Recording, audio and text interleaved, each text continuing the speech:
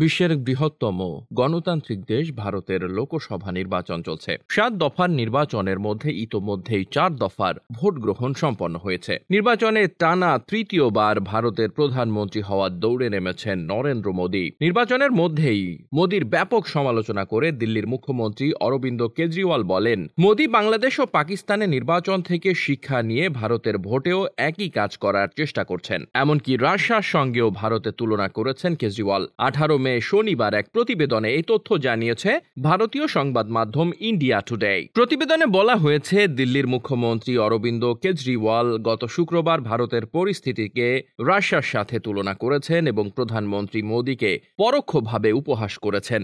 একই সঙ্গে ভারত খুব বিপজ্জনক পর্যায়ে যাচ্ছে বলেও দাবি করেছেন তিনি। মুম্বাইয়ের বান্দ্রা কুরলা কমপ্লেক্সে বিরোধী ইন্ডিয়া ব্লকের এক সমাবেশে বক্তৃতাকালে কেজরিওয়াল বলেন, বর্তমানে দেশের পরিস্থিতি খুবই বিপজ্জনক। পুতিন রাশিয়ার প্রেসিডেন্ট, পুতিন হয় তার সব প্রতিদ্বন্দ্বী নেতাদের জেলে পাঠিয়েছেন আর না হয় তাদের হত্যা করেছেন। তারপর পুতিন নির্বাচন পরিচালনা করেন এবং 87% ভোট পেয়েছেন।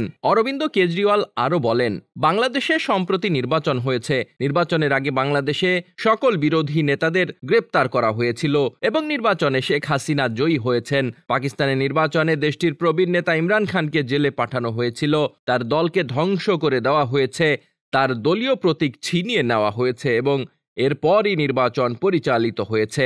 দিল্লির মুখ্যমন্ত্রী বলেন, মোদিজি বাংলাদেশ ও পাকিস্তান থেকে শেখার পর এখানে ভারতে একই জিনিস প্রয়োগ করার চেষ্টা করছেন। তিনি আরো বলেন, তারা আমাকে জেলে রেখেছিল।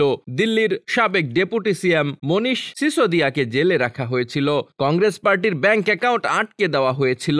এভাবেই আপনি নির্বাচনে প্রতিদ্বন্দ্বিতা করবেন এবং জিতবেন, এটি কাপুরুষতার চিহ্ন।